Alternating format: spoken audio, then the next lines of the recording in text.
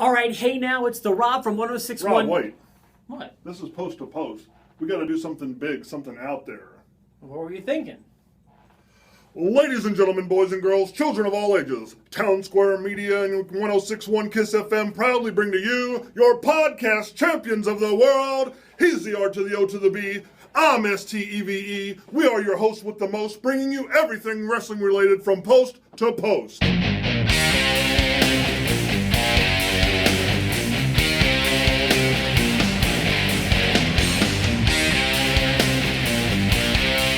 Hey now, it's the Rob from 1061 KISS FM, here with my tag team partner in podcasting. Hey guys, it's me, Steve, local contributor to 1061 evansville.com. And look at us, we were not split up by the draft. This tag team is sticking together. We are the best dressed podcast on the internet, proving once again.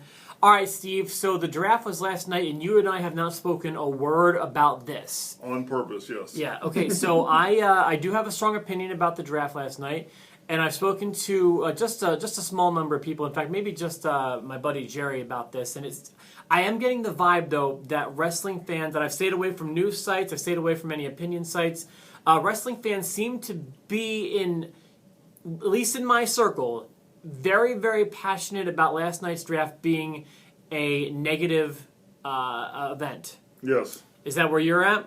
Extremely. Let me give you my summation of what happened last night. They took a guy who is a guy who watches Raw and doesn't watch SmackDown, and you're going to turn me into a guy who doesn't watch SmackDown and is less excited about watching Raw every Monday than I was before. I think that if they were trying to make SmackDown come across as big as Raw, they failed miserably last night. Go ahead. Oh my goodness, I don't even know where to start. I've been an avid. I'm going to get through this as fast as I can because I'm so upset. Good, take your time. I've been a strong wrestling fan from 1998. Sure. I've watched Monday Night Wrestling since before it was Raw. Since the incarnation of Raw, I've missed one episode. And the entire time it's been on, I've missed one. If you don't wow me within a week, I have to seriously consider my wrestling fandom. Really? Yes. All right, so what's got you so upset? All this buildup and all this filler and trying to get through this last 5-6 weeks just to get to this night that they've built up so much and to have nothing. The show started off with a pop. I got really excited. But then after that first match, it just went downhill, and I just kept waiting and waiting. And I watched the third hour on the network, and I just kept waiting and nothing. What could they have done last night to have... So did you want a stronger SmackDown lineup? What did you want? I wanted it to be as big as they built it up. I wanted the surprises. Yeah, I wanted stronger lineups. And I don't know how they could have done that. They could have devoted more time on SmackDown to the actual draft and got away from some of the matches. I know they had a stadium full of people that, came to see wrestling. Yeah. But, they got to find a way to get around that. I was waiting for the draft. I was waiting for the surprises. When they went off the air, SmackDown had 2 divas, so they're going to constantly wrestle each other, and 1 tag team that's going to wrestle nobody. I know they added to that in that third hour, but if you just watch SmackDown, that's what their lineup had. Now, Steve, I don't think you're wrong about anything here. So I will say this, like the drafting segments with the 4 of them, with Foley, Stephanie, Shane McMahon, and Daniel Bryan, came off very lame. Yeah. Came off very unimportant. Stephanie McMahon I found to be exceptionally unbearable with her dancing and trying to fit in and be cool. I watched the product, Sasha Banks. Yeah. That was just annoying to me.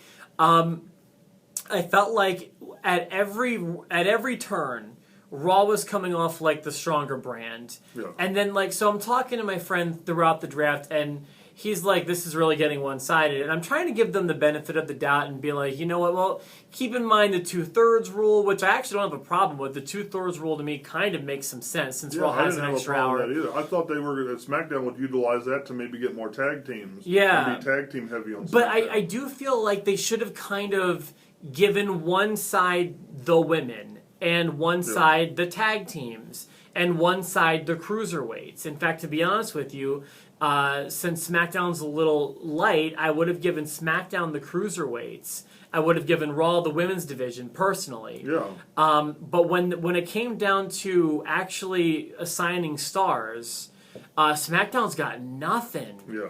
I see basically, and here's what's going to happen is fans are going to choose sides again, whether they want to or not, because I don't want to invest more time into wrestling each week. Yeah, exactly. And what you're making me do is I'm now not going to watch SmackDown. So effectively, the only real impact this has had on me is a negative one, in that now I just know I won't see AJ Styles every week. Yeah. Because and that's my favorite part of the show, to be honest with you. I think AJ does a great job.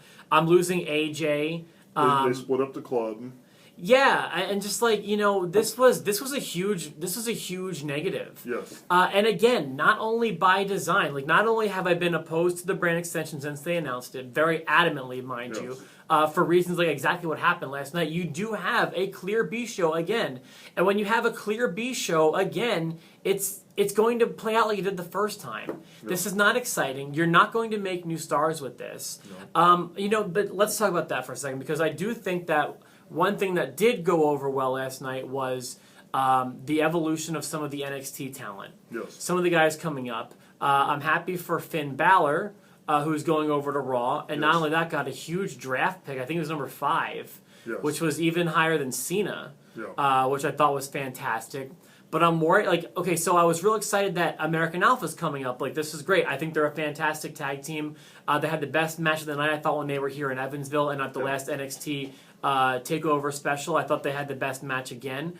They're going to SmackDown. No.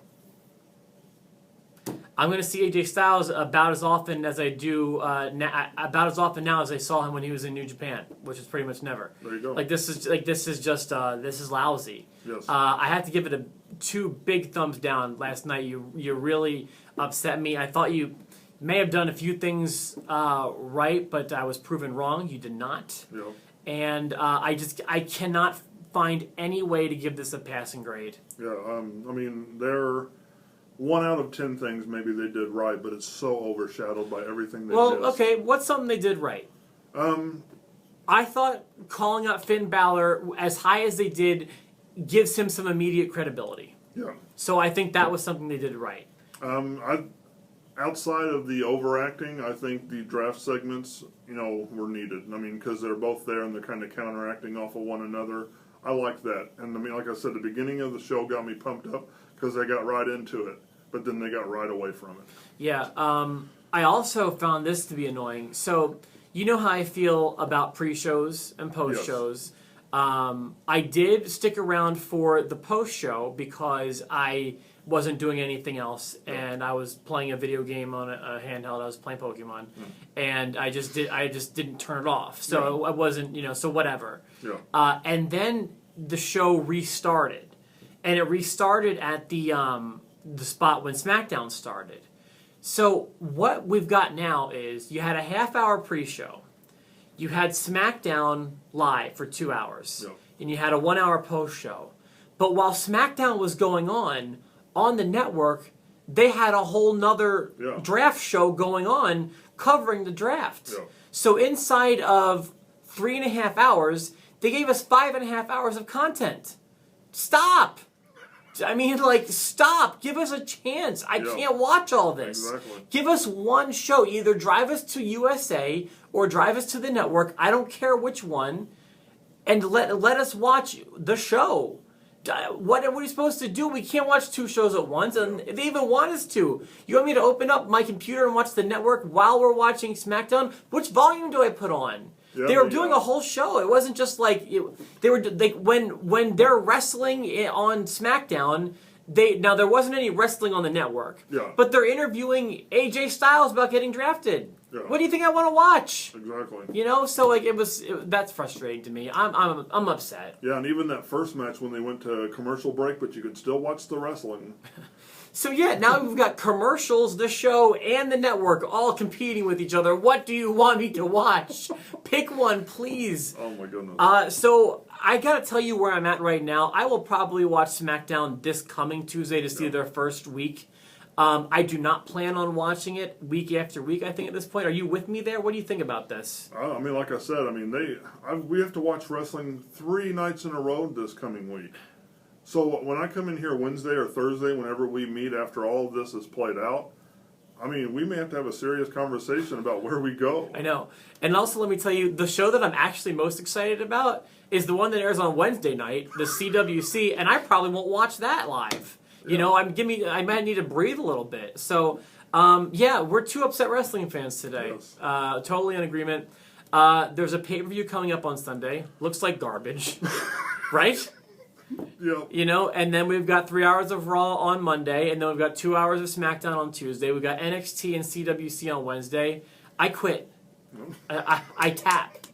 We'll give you our review, or we'll give you a prediction, rather, of Battleground on our next episode. I believe that will go up Thursday. It could be sooner, it could be later, but look for it around Thursday here on 1061evansville.com. Is that it, Steve? That's it. For myself, the Rob, my tag team partner, Steve.